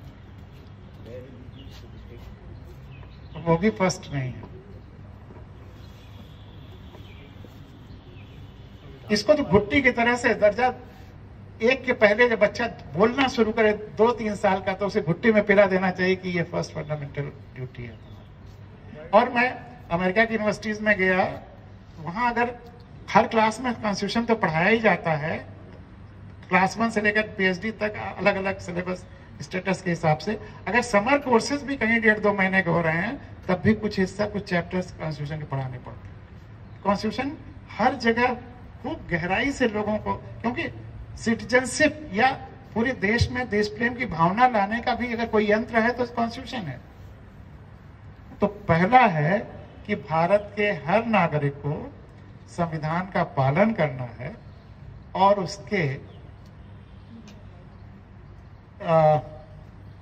उसका संविधान का सिद्धांतों का और राष्ट्रध्वज राष्ट्रगान का आदर करना, संविधान का पालन करना है, and to respect its ideals and national flag and national anthem. तो आप पालन और आदर कब करेंगे? जब जानेंगे। तो हर नागरिक को संविधान जानना है, यह पहली ड्यूटी है हिंदुस्तान में रहने की। अगर हम नहीं जानते हैं संविधान, तो हर नागरिक को जानना है, तो जो नहीं जानता है फिर नागरिक ही नहीं हुआ। तो पहले हम नागरिक तो बन जाएं इस देश के। तो आप लोग अपने अपने तरीके से इसको शपथ ले लीजिए कि आप संविधान को जानेंगे, और हर नागरिक को जानना है तो ज्यादा से ज्यादा लोगों को नागरिक बनाएंगे, भीड़ से जनाएंगे। हर नागरिक को संविधान जानना है, और जो नहीं जानता है वह नागरिक नहीं है, वो महज भीड़ का हिस्सा है। इसीलिए हमारा लोकतंत्र भीड़ तंत्र में बदल गया है। इसको लोकतंत्र बनाने की जिम्मेदारी हम ही लोगों की है। अच्छा, कोई व्यवस्था क्या लोगों को संविधान बनाने की अब कोशिश करेगी? अगर मैं ये सवाल आपसे पूछूं, कोई व्यवस्था जिसमें तीनों पालिकाएं हैं, न्यायपालिका, कार्यपालिका, विधायिका, क्या वो कोशिश करेंगे कि हर भारत का व्यक्ति संविधान जान जाए? अब वो इतने वेस्टेड इंटरेस्ट पैदा हो गए हैं। अभी आपसे अगर सवाल पूछूं, या पहले ये नरेशन उसके बाद सवाल, कि इस देश या किसी व्यक्ति की जो सबसे महत्वपूर्ण प्रॉपर्टी अगर कोई है, आपके पास सबसे महत्वपूर्ण प्रॉपर्टी, प्रेशियस प्रॉपर्टी कुछ है जिसका आपने नाम भी नहीं सुना है, जो आपके पोजीशन में भी नहीं है, जिसका दस्तावेज भी आपके पास नहीं है, जिसका दस्तावेज भी आप नहीं जानते हैं, आपने नाम नहीं सुना है, तो उस प्रॉपर्टी का इस्तेमाल कौन कर रहा होगा? है? जिसको पता हो और जो हथियार ले जाए। पता है, देख रहा है और कुछ नहीं कर रहा है, तो इस्तेमाल वही करेगा जो हथियार ले उसको। तो वह सबसे महत्वपूर्ण प्रॉपर्टी क्या है? हम भारत के लोगों की वह सबसे महत्वपूर्ण प्रॉपर्टी है, इस देश की मालिकियत। हम मालिक हैं, हम भारत के लोग मालिक हैं इस देश के। वह सबसे महत्वपूर्ण प्रॉपर्टी है देश की मालिकियत, देश का मालिक, देश की सत्ता। और वह दस्तावेज हमारा, अच्छा यही सवाल अगर पूछें कि क्या हमारे पास क्या प्रूफ है कि देश के मालिक के कब्जा उस पर नहीं है, हम लोगों का कब्जा नहीं है देश पर या उस प्रॉपर्टी पर, इसका कोई प्रमाण अगर आप मुझसे मांगे तो अनंत प्रमाण है। लेकिन सबसे बड़ा प्रमाण है कि दुनिया के 262 देशों में हिंदुस्तान अकेला देश है जहां पर मालिकों का रास्ता रोक करके सेवकों को गुजारा जाता है। पता चला कि आप जा रहे हैं, प्रधानमंत्री जी, चीफ मिनिस्टर, राष्ट्रपति, प्रधानमंत्री, चीफ जस्टिस जा रहे हैं और आप 1 घंटे वहां खड़े हुए हैं। दुनिया में किसी देश में ऐसा नहीं है। आप कहीं भी जाकर के देख आइए, पूछ आइए, पढ़ लिए, हिंदुस्तान अकेला देश है 262 देशों में कि यहां मालिकों का रास्ता रोक करके सेवकों को गुजारा जाता है। तीनों सेवक हैं, तीनों पालिकाएं सेवक हैं।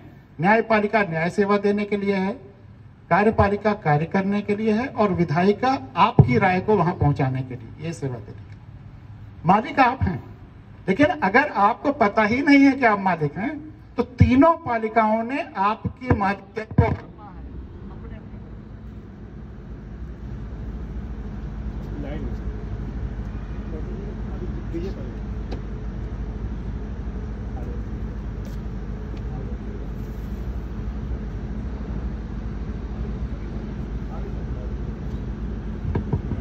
हेलो आ गई। तो तीनों पालिकाओं ने आपकी ही मालिकियत को हड़पा है और उसका वो उपभोग कर रहे हैं। जिस दिन आप एम्पावर हो जाएंगे, आप जान जाएंगे कि आप मालिक हैं, फिर वहां पर यह नहीं होगा। दूसरे देशों में चाहे प्रधानमंत्री हो चाहे राष्ट्रपति हो, एक गाड़ी की जगह 2 गाड़ी चलेंगे, ये हजारों गाड़ियों का काफिला नहीं चलेगा। अगर उनको बहुत सिक्योरिटी थ्रेट है तो बुलेट प्रूफ गाड़ी से चलेंगे, बहुत और अर्जेंसी है तो भीड़ भाड़ वाले रास्तों से जहां आप जा रहे हैं वो किसी दूसरे रास्ते से उतर जाएंगे।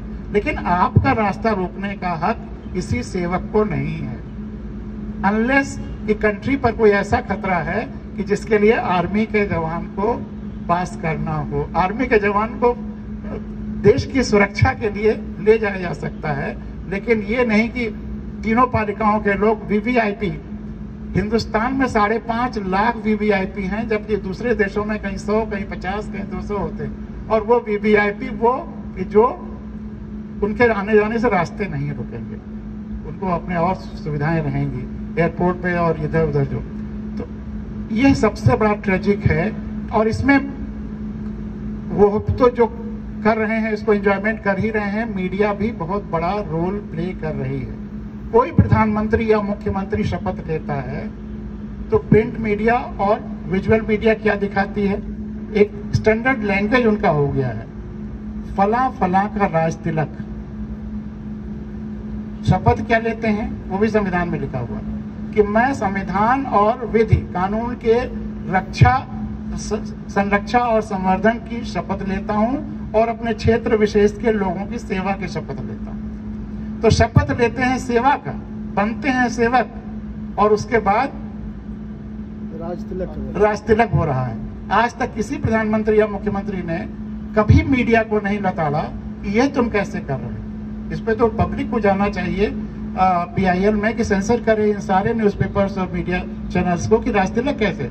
और आप हम तो चलिए कुछ यहाँ पे किताबें और इन लोगों के चीजों के माध्यम से कुछ जान भी रहे हैं। बाकी लोग जो 90% गांव में रह रहे हैं, ये रह रहे हैं, वो ये सब देख करके क्या समझेंगे, क्या सोचेंगे कि ये राजा हैं। फिर वही प्रजातंत्र वाला भावना ठूस ठूस के भरी जा रही दिमाग में।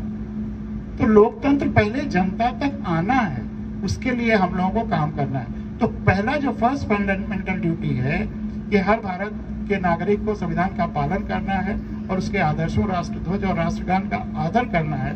तो संविधान जानने बताने वाली बात जो मैंने सवाल जहां से शुरू किया था कि क्या व्यवस्था की ये तीनों पालिकाएं कार्य करेंगी, एकदम कोई सवाल ही नहीं उठता। इसके लिए हम ही आपको फिर एक दूसरी आजादी की लड़ाई कह लीजिए या पहली आजादी की लड़ाई से जो गंगा लोकतंत्र की आजादी की और संविधान की अवतरित हुई जन जन तक नहीं गई, भगीरथ ने दोबारा तपस्या किया और फिर शंकर की जटाओं से गंगा को जन जन तक ले गए।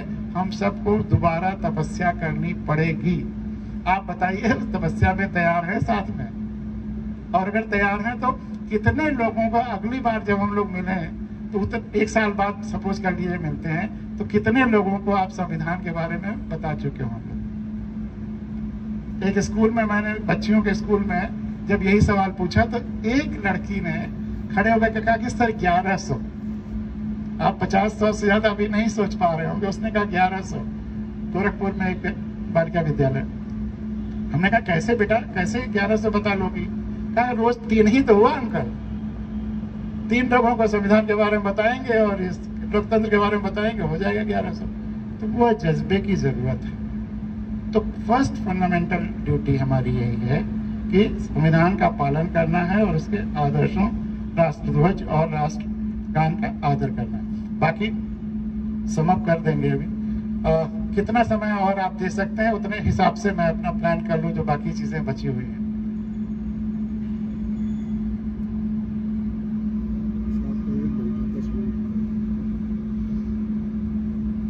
तो किताब मैं पीडीएफ पे भेज दूंगा, बाकी डिटेल में आप उससे पढ़ लीजिएगा और बाकी ओरिजिनल कॉन्स्टिट्यूशन का टेक्स्ट वहां से पढ़ लीजिएगा, जहां जहां से भी हो। तो ये जो मूल कर्तव्य है, फंडामेंटल ड्यूटीज हैं, ये तो हम भारत के लोगों के लिए है, लेकिन सरकारों के लिए भी फंडामेंटल ड्यूटीज हैं, मूल कर्तव्य हैं। वो कहाँ हैं? कौन कह रहा है? Directive principle of state policy. किसी ने कहा बिल्कुल सही है। Directive principles of state policy संविधान ने वह सरकारों को कैसे काम करना है उसको भी एन्यूमरेट किया है। लेकिन एक लेकिन है, वो भी आएंगे उस पर। तो जल्दी से हम लोग मूल कर्तव्यों को एन्यूमरेट कर लें। संविधान का पालन करें और उसके आदर्शों, राष्ट्रध्वज और राष्ट्रगान का आदर करें। स्वतंत्रता के लिए हमारे राष्ट्रीय आंदोलन को प्रेरित करने वाले उच्च आदर्शों को हृदय में संजोए रखें और उनका पालन करें। भारत, आप लोगों ने, कई लोगों ने इस पे मेंशन किया था, इसलिए मैं पूरा पढ़ दे रहा हूँ। कई एलिमेंट्स को मेंशन किया था। भारत की प्रभुत्ता, एकता और अखंडता की रक्षा करे और उसे अक्षुण्ण रखे। देश की रक्षा करे और आह्वान किए जाने पर राष्ट्र की सेवा करे। भारत के सभी लोगों में समरसता और समान भ्रातृत्व की भावना का निर्माण करे, जो धर्म, भाषा और प्रदेश या वर्ग पर आधारित सभी भेदभाव से परे हो। ऐसी प्रथाओं का त्याग करे जो स्त्रियों के सम्मान के विरुद्ध है। हमारी सामाजिक संस्कृति की गौरवशाली परंपरा का महत्व समझे और उसका परिरक्षण करे। प्राकृतिक पर्यावरण की, जिसके अंतर्गत वन, झील, नदी और वन्य जीव हैं, रक्षा करे, उनका संवर्धन करे और प्राणी मात्र के प्रति दया भाव रखे। वैज्ञानिक दृष्टिकोण, मानववाद और ज्ञानार्जन तथा सुधार की भावना का विकास करे। सार्वजनिक संपत्ति को सुरक्षित रखे और हिंसा से दूर रहे। व्यक्तिगत और सामूहिक गतिविधियों के सभी क्षेत्रों में उत्कर्ष की ओर बढ़ने का सतत प्रयास करे। इंडिविजुअल एफर्ट में भी और कलेक्टिव एफर्ट में एक्सीलेंस की तरफ। तो चांद वाला वो एग्जाम्पल इसमें भी दिया जा सकता है कि वो टीचर उन बच्चों को इंडिविजुअल और ग्रुप एक्टिविटीज में एक्सीलेंस प्राप्त कराता है, उसके लिए काम करना हम लोगों की फंडामेंटल ये ड्यूटी है। बढ़ने का सतत प्रयास करे, जिससे राष्ट्र निरंतर बढ़ते हुए प्रयत्न और उपलब्धि की नई ऊंचाइयों को छू ले। अब फंडामेंटल राइट्स तो आप लोग ज्यादातर जानते ही हैं। मजे की बात यह है कि ह्यूमन राइट्स पर अब दुनिया में इतना जोर दिया जा रहा है। ह्यूमन राइट्स कमीशंस भी यूएनओ के गाइडलाइंस से पूरी दुनिया में बने। ह्यूमन राइट्स कमीशंस हर स्टेट में और सेंटर में बना। इतना ह्यूमन राइट्स की बात हो रही है, लेकिन ह्यूमन राइट्स हैं क्या? जो हमारे फंडामेंटल राइट्स हैं वो प्लस एक दो चीजें और जो यूनाइटेड नेशंस कन्वेंशन हैं, जैसे किसी का स्टेटमेंट अगर पुलिस में लिया जाता है तो उसको प्रताड़ना नहीं दी जा सकती, जो हमारे ह्यूमन राइट्स में नहीं आया है, वगैरह वगैरह। लेकिन लगभग वही, मोटा मोटा वही है जो हमारे कॉन्स्टिट्यूशन में ह्यूमन राइट्स हैं, फंडामेंटल राइट्स हैं। लेकिन अगर कोई व्यक्ति संविधान ही नहीं जानता, राइट्स ही नहीं जानता, तो ह्यूमन राइट कमीशन बना देने से क्या हो जाएगा? व्यक्ति तो तभी तो शिकायत लेके जाएगा जब जाने के हमारे ये राइट था, इसका वायलेशन हुआ। जब हमें अपने राइट पता ही नहीं, तो वायलेशन का भी नहीं पता नहीं है, उसका एहसास ही नहीं होगा, तो शिकायत भी नहीं जाए। इसलिए ह्यूमन राइट जितने कमीशंस और एक्ट्स देश में हैं वो केवल कुछ लोगों के, कुछ एनजीओज के खेल के अड्डे हो गए हैं और कुछ रिटायर्ड जजेस के लिए एक पोस्ट रिटायरमेंट के बाद एम्प्लॉयमेंट के साधन हो गए हैं। ह्यूमन राइट कमीशंस और एक्ट्स अभी कुछ नहीं हो रहा है। आरटीआई आया, वो भी काफी डाइल्यूटेड हो गया है और उसमें आप सूचना मांगिए, मिलता ही नहीं है। मैंने 200 आरटीआईज लिखे थे 2015 में। राष्ट्रपति, प्रधानमंत्री, सारे कैबिनेट मिनिस्टर्स, उपराष्ट्रपति, सारे चीफ जस्टिस, सारे गवर्नर्स और सारे चीफ मिनिस्टर्स 7 सवाल पूछे थे। पहला कि भारत के संविधान में हर नागरिक को संविधान जानना हमारी फंडामेंटल ड्यूटी है, क्योंकि भारत के हर नागरिक को संविधान का पालन करना है, उसका रक्षा करना है, उसके आदर्शों का आदर करना है। तो क्या पालन और आदर के लिए जानना जरूरी है? पहला सवाल। अगर जानना जरूरी है और आपने संविधान के संरक्षण और संवर्धन की शपथ ली है, अब तो अपने क्षेत्र में क्या संविधान को बताने की आपकी जिम्मेदारी है? तीसरा सवाल, अगर जिम्मेदारी है तो ग्राउंड रियलिटी है कि नहीं पता है लोगों को? मैं सब लगातार संविधान कथाएं कह रहा हूँ क्षेत्रों में जा तो मैं भारत के नागरिक की हैसियत से कितने सालों में उम्मीद करूं कि आप अपने क्षेत्र में सभी लोगों को संविधान बता देंगे और क्या कार्य योजना है? अगला सवाल, क्या जरूरी नहीं कि हर क्लास में संविधान पढ़ाया जाए स्तर के अनुसार? और अगला सवाल, क्या जरूरी नहीं कि हर घर में संविधान की एक किताब कम से कम रखी जाए जैसे और महत्वपूर्ण किताबें होती? मतलब साल भर हमारा 3-4 सूटकेस भर गया। इतने जैसे भारत सरकार ने दूरदर्शन को दिया तो उनके अपने हर स्टेशन डायरेक्टर को सबका जवाब आ रहा है, आकाशवाणी से, इधर उधर इंस्टीट्यूशन से, यूनाइटेड वो ग्रांट यूजीसी ग्रांट कमीशन जो यूनिवर्सिटीज का है, हर तरफ से घुमाया गया, जलेबियां बनी, लेकिन 3 परिणाम बड़े अच्छे रहे। एक, भारत सरकार चूंकि राष्ट्रपति का भी, उपराष्ट्रपति का भी और सब कैबिनेट मिनिस्टर्स मीटिंग ये वो, तो 26 नवंबर 19 को संविधान दिवस की घोषणा करना हमारे आरटीआई पे भारत सरकार ने कि ताकि संविधान का प्रचार प्रसार, लेकिन 15 में किया, उसके बाद कहीं कोई जोर दबाव नहीं, मन से नहीं किया गया था, तो आज भी वो मन से नहीं किया जा रहा। उस साल तो कहा कि सुबह जो मतलब प्रार्थना होती है उसमें प्रियम्बल पढ़ा जाएगा, दिन भर डिबेट होगा, ये होगा वो होगा, लेकिन उसके बाद फिर वो रस्म अदायगी भी नहीं रह गई। लेकिन 2 चीफ मिनिस्टर्स ने बहुत प्यारे जवाब दिए। हाँ, वो कभी हो जाता है कभी नहीं हो जाता है, वही मतलब वो टिमटिमाता है वो। और मणिपुर और सिक्किम 2 प्रांतों के चीफ मिनिस्टर ने बड़े प्यारे जवाब दिए। सिक्किम के चीफ मिनिस्टर ने लिखा कि आपके आरटीआई के सारे पॉइंट्स नोट किए। जब 1975 में हम लोग पहली बार हिंदुस्तान से जुड़े, 75 के पहले सिक्किम इंडिपेंडेंट कंट्री था, जब हम पहली बार हिंदुस्तान से जुड़े तो हमने इंडियन कॉन्स्टिट्यूशन का इंग्लिश एडिशन मंगा करके अपने हर ग्राम पंचायतों को भेजा था। अब आपकी इस आरटीआई के बाद हमने सिक्किमीज में ट्रांसलेशन करा लिया है कॉन्स्टिट्यूशन का, जो भी 4-6 दिन बाद उन्होंने जवाब दिया हो, और अंडर प्रिंट है, जब छप जाएगा तो हर घर में भेजेंगे। और मणिपुर के चीफ मिनिस्टर ने लिखा कि हमने ये किताब भी तब तक तैयार हो गई थी तो इसको भी साथ में भेज दिया था कि हम लोग ये काम कर रहे हैं। तो मणिपुर के चीफ मिनिस्टर ने लिखा कि आपके आरटीआई के सारे पॉइंट्स नोट किए और आपकी किताब की जीरोक्स करके हम हर गांव पंचायत को भेज रहे हैं और मणिपुरी में ट्रांसलेशन करा रहे हैं, जब छप जाएगा तो हर घर में। तो कहीं ना कहीं एक चिनकारी चलिए, इतना ही हुआ बहुत हुआ, लेकिन अभी बहुत कुछ करने की जरूरत है। तो वो फंडामेंटल जो राइट्स हैं, जब तक हम वो लोगों को नहीं बता देंगे तब तक मानवाधिकार कमीशन और इससे काम नहीं चलेगा। तो संविधान जानना हर एंगल से जरूरी है, मानवाधिकार आयोगों के एंगल से भी और उसका वायलेशन न हो उसके एंगल से भी। तो ह्यूमन राइट्स तो आप लोग मोस्टली जानते ही हैं, फंडामेंटल राइट्स वो शायद पहली चीज होती है कि आदमी किसी न किसी रूप में देखता है। अब राज्य के नीति निर्देशक तत्व, मैंने कहा कि इसमें जो बेसिक कोर प्रिंसिपल है वो मैं आपको पढ़ता हूं, बाकी उसकी कोरोलरीज हैं। राज्य ऐसी सामाजिक व्यवस्था की जिसमें सामाजिक, आर्थिक और राजनीतिक राष्ट्रीय न्याय, जिसका इंडिकेशन प्रियम्बल में है, जीवन की सभी संस्थाओं को अनुप्राणित करे, भरसक प्रभावी रूप से स्थापना और संरक्षण करके लोक कल्याण की अभिवृद्धि का प्रयास करे। यह पहला है कि लोक कल्याण की अभिवृद्धि। और दूसरा प्रिंसिपल है राज्य विशिष्टतया आय की असमानताओं को कम करने का प्रयास करेगा। इनकम टैक्स उसी प्रिंसिपल पे लगता है। लेकिन जो भी इस देश की संसाधन हैं सब हम भारत के लोगों की हैं और हम भारत के लोगों की इच्छा के अनुसार होना चाहिए, न कि किसी की मनमानी, मनमौजी या जबरदस्ती किसी के वीवीआईपी अपने इस्तेमाल के लिए हो।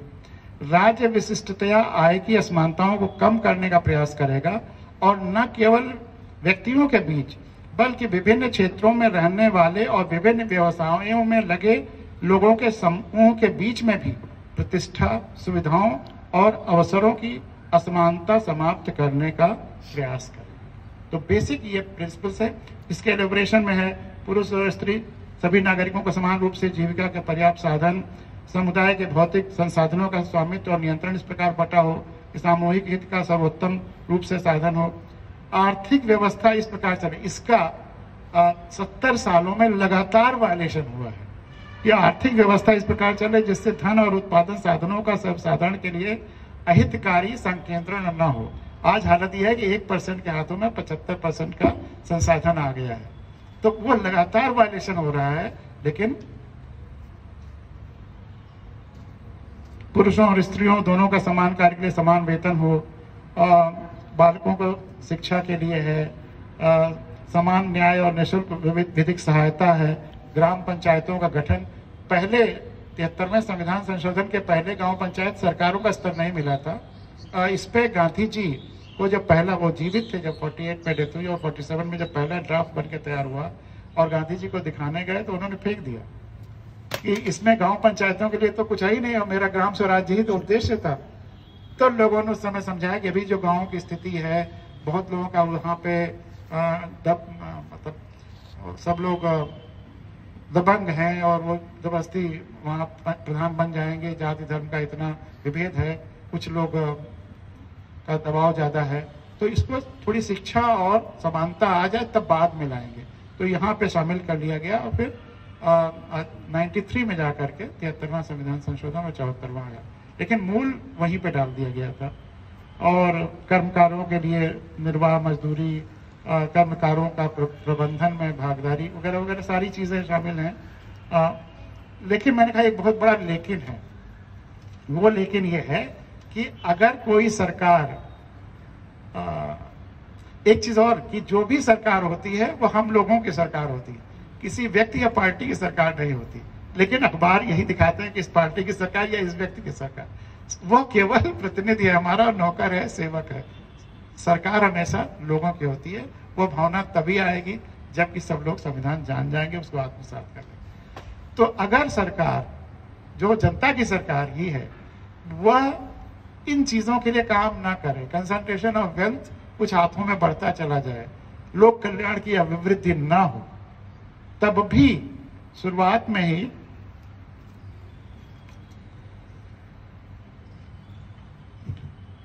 37 में इसमें कह दिया गया है कि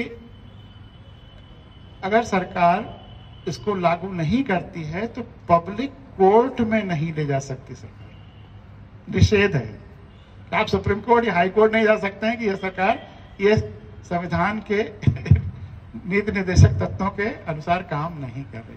क्या मंशा रही होगी, क्यों ऐसा रखा होगा? सर उस समय इतने रिसोर्सेज नहीं थे कि इसको जस्टिशिएबल किया जा सके। Unlike fundamental rights which have always been justiciable, मतलब subject to challenge in the court in case of violation, ये नाम ही दिया है डीपीएसपी। स्टेट पॉलिसी के डायरेक्टिव प्रिंसिपल्स हैं, they are not mandatory, they are directory. अगर यही नहीं लिखा होता तो ये मैंडेटरी हो जाता। तो मैंडेटरी तो इसका डायरेक्टिव तो है, मतलब ये तो संविधान ने डायरेक्शन दिया, डायरेक्टिव प्रिंसिपल्स है, हम लोग लेकिन मैंडेटरी नहीं बनाया, ये अलग से लिख करके। हम लोग आपके पास सही बिल्कुल इतने मैच्योर्ड या फाइनेंशियली या इतने रिसोर्सफुल नहीं थे कि इसको एज ए मैंडेटरी हो। ये भी एक कारण है, लेकिन और एक चीज है, इसमें कुछ ऐसी चीजें हैं हमारे जो लेडीज हैं सबको दूर जाना होता है, थोड़ा सा देखिए। हाँ, उन लेडीज को मैं रिक्वेस्ट कर लूंगा 5 मिनट दे देंगे वो लोग, 5 मिनट दे देंगे आप लोग। इसमें पहला तो ये कि कुछ चीजें हैं जो उस समय हो ही नहीं सकती थी, जैसे ग्राम पंचायतों वाला। दूसरा, कॉमन सिविल कोड के लिए कोशिश किया जाएगा, यह भी इसमें है। उस समय देश की ऐसी स्थिति शिक्षा वगैरह नहीं थी कि कॉमन सिविल कोड की बात करें, और ज्यादा जरूरी मुद्दे हैं। तो बहुत सारे उलझनों को वो न्यायालय में खींचना शुरू ना हो जाए, इसलिए भी इसको पोस्टपोन किया गया। लेकिन उनकी जो मंशा थी कि लोग इतने जागरूक हो जाएंगे और लोग खुद ऐसी सरकारें चुनेंगे कि जो इन डायरेक्टिव प्रिंसिपल्स के हिसाब से चलें, और जो सरकारें डायरेक्टिव प्रिंसिपल्स के अनुसार नहीं चलेंगी, जनता उनको अगले चुनाव में साथ कर देगी। ये वोट देने का एक मुख्य मुद्दा होगा कि आप डायरेक्टिव प्रिंसिपल्स के हिसाब से काम करेंगे कि नहीं। तो इसी के साथ दो बहुत जरूरी चीजें कहना है, 2-2, 4-4 मिनट में उसको कह के बात खत्म करूंगा, क्योंकि संविधान की कथाएं तो जब गांव में होती 3-3, 4-4, 5-5 घंटे की लगातार, तो लोग रोने लगते हैं भर और गांव बदलने लगता है। फिर वहां कोई खराब आदमी नहीं जीतता गांव पंचायतों के चुनाव में, 200 से ज्यादा ऐसे गांव में परिवर्तन आ चुके हैं। लेकिन समय की सीमा तो होती है। दो चीजें जानना जरूरी है। एक लोक कथा, जैसे शुरू में ही खुली आंखों वाले लोग ही लोग हैं, और वह एक लोक कथा जो बचपन में मैंने सुनी थी, और बड़े होने पे जब दुनिया की सारी भाषाओं की लोक कथाएं पढ़नी शुरू की, तो वह लोक कथा जो मैंने अवधी में, बस्ती जिले में अपने गांव में सुनी थी, वही सबसे पहले रूसी लोक कथा में वही चीज मिली। फिर अरबी भाषा में, दक्षिण भारत की भाषाओं में और आदिवासी क्षेत्र की भाषाओं में एक ही विचार, एक ही भावना पूरी दुनिया में फैल गई। जब छापे खाने, प्रेस, सोशल मीडिया नहीं था, एक व्यक्ति से दूसरे व्यक्ति, एक पीढ़ी से दूसरी पीढ़ी, एक गांव से दूसरे गांव फैलते फैलते पूरे देश में फैल गई, पूरी दुनिया में। तो सोचिए कितनी बड़ी ताकत होगी। और वो लोक कथा, इसलिए संक्षेप में इशारा करना आपके लिए जरूरी है कि वह लोकतंत्र की मां है वो कहानी। जब दुनिया में तानाशाहियां थी, कबीलाई था, सब कुछ था, तब भी उस कहानी ने लोकतंत्र के बीज अपने अंदर छिपा के रखे। कहानी बहुत छोटी सी है, 2-3 मिनट में। जैसा मैंने अपने गांव में सुना, 2 चिड़िया थी, तोता मैना। आपने सुना होगा, केवल मुझे इशारा करना। बहुत भूखे थे, बहुत ढूंढने पर उन्हें एक दाल का दाना मिलता है। सोचते हैं कि इसको आधा आधा बांट लें। आधा आधा बांटने के लिए खूंटे में रगड़ते हैं। रगड़ने से वो 2 हिस्सों में टूट तो जाता है, लेकिन आधा हिस्सा जो बाहर था मैना लेके उड़ जाती है, आधा उसमें फंस गया था, कोई सुराख वगैरह रहा होगा। जब तोता अपना नहीं निकाल पाता तो बढ़ई के पास जाता है। बढ़ई खूंटा चीरो, खूंटे में दाल बा, का खाई का पी का ले, परदेश जाए, उससे रिक्वेस्ट करता है। वो उसको डांटता है, तोते तुम्हारे छोटे से दाल के दाने के लिए हम खूंटा क्यों चीरें। राजा के पास शिकायत लेके जाता है। राजा बढ़ई डांटो, बढ़ई ना, पूरी बात बताता है। राजा भी डांटता है, तुम्हारे छोटे से दाल के दाने के लिए बढ़ई क्यों डांटे। रानी के पास जाता है। रानी रानी राजा छोड़ो, रानी भी डांटती है। सांप के पास जाता है, पूरी चेन चलती है। रानी डसो, सांप भी डांटता है। लाठी के पास जाता है, सांप मारो, लाठी भी डांटता है। आग के पास जाता है, लाठी जलाओ, आग भी डांटता है। नदी के पास जाता है, आग बुझाओ, नदी भी डांटती है। हाथी के पास जाता है, नदी सोखो या नदी पी लो अपने सूंड से, वो भी डांटता है। जब सबसे निराश हो जाता है, वो रोता हुआ जा रहा है, उसका रोना एक चींटी सुनती है, और चींटी आकर उससे उसके रोने का कारण पूछती है। जब पूरी बात तोता बताता है तो चींटी कहती चलो मेरे वश में जितना है उतना मैं करूंगी। और चींटी के वश में क्या है, रेंगना। तो रेंगते हुए हाथी के सूंड में घुसने लगती है। आपने सुना होगा, ज्यादातर लोगों ने सुना होगा। तब जब हाथी के सूंड में घुसने लगती तो हाथी कहता है, जैसा मैंने अपने गांव में सुना, कि सूंड में घुसो उसो मत कोई, हम तो नदी सोखब लोए। और जब हाथी नदी सोखने जाता है तो नदी आग बुझाने को, आग लाठी जलाने को, लाठी सांप मारने को, सांप रानी डसने को, रानी राजा छोड़ने को, और राजा बढ़ई डांटने को तैयार हो जाता है। उसको दाल का दाना मिल जाता है। अब इस पूरी कहानी में आप बताइए सबसे शक्तिशाली कौन है? चींटी है सर। और जब प्राइमरी स्कूल के बच्चों को छोटे छोटे यही बात पूछता हूँ, जोर से चिल्लाते हैं चींटी, तो कितना मजा आता है। तो और चींटी अपने किस गुण के कारण सब पर भारी है?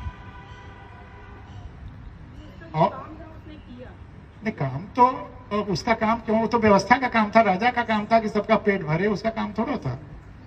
वो असंवेदना के कारण। बिल्कुल, एक बार ताली बजाइए आपके सही उत्तर। आप उस सबके पास जिसका काम था, उसके पास बिगड़ाते हुए गया काम था, या जिसके पास उसने सोचा कि इससे हो जाएगा काम, राजा को जो प्रभावित कर देगा, रानी के पास, लेकिन किसी ने उसके लिए कुछ नहीं किया। लेकिन तो चींटी में इतनी संवेदना हुई, तो संवेदना दूसरे के दुख को अपने दुख जैसा समझना, उसमें इतनी संवेदना हुई कि वह जितना उसके वश में था, अगर उसके वश में रेंगना था तो हाथी के सूंड में घुसी, ताकि जितना वो मदद कर सकती थी शायद सिस्टम पलट दे, उसने किया। और वाकई उसकी संवेदना की वजह से छोटा सा रेंगना भी इतना प्रभाव कर गया कि पूरा सिस्टम जो अक्रियाशील था वो क्रियाशील हो गया। ज्ञान बल, बाहुबल, धन बल, संसाधन बल, सब में सब उस चींटी से भारी थे। चींटी के पास केवल संवेदना का बल था।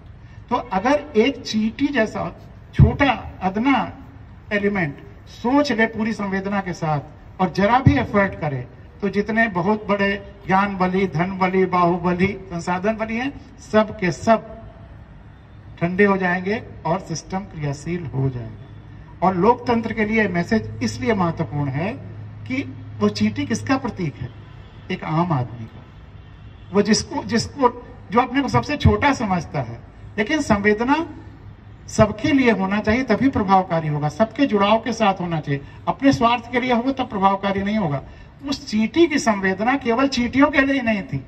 आज हमारी संवेदना तो अपने धर्म तक सीमित हो जाती है, अपनी जाति तक सीमित हो जाती है, अपने समूह तक सीमित हो जाती है। उसकी संवेदना अपनी प्रजाति के बाहर तोते के लिए भी हुई। तो हमारी संवेदना जितना ही फैलती जाएगी उतना उसमें प्रभाव करने की शक्ति भी प्राकृतिक तरीके से आती जाएगी।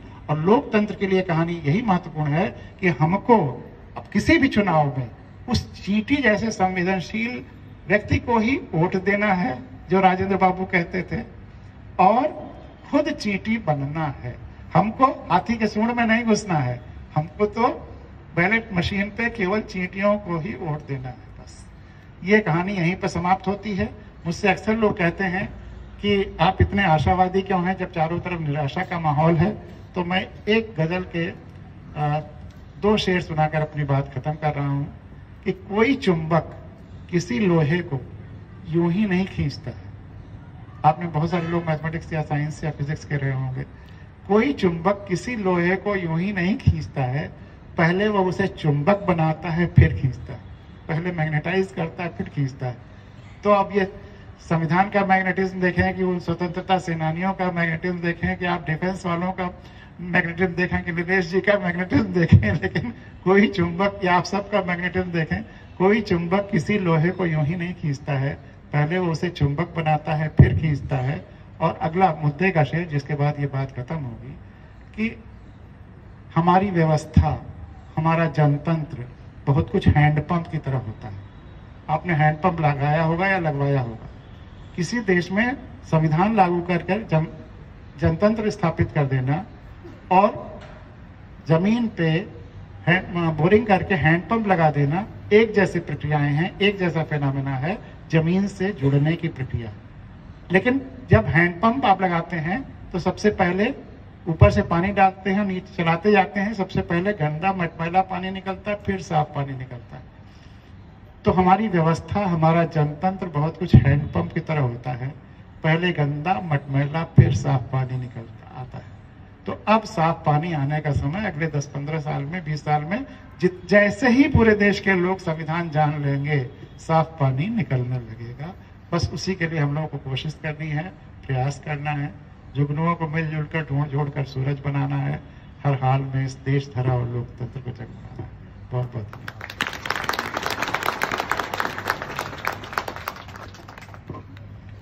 और जिनको मैंने थोड़ी देर और रोका उससे क्षमा याचना भी, लेकिन बहुत जरूरी बातचीत। अभी 5 मिनट और रुकना पड़ेगा आप सभी को। मंजूर है?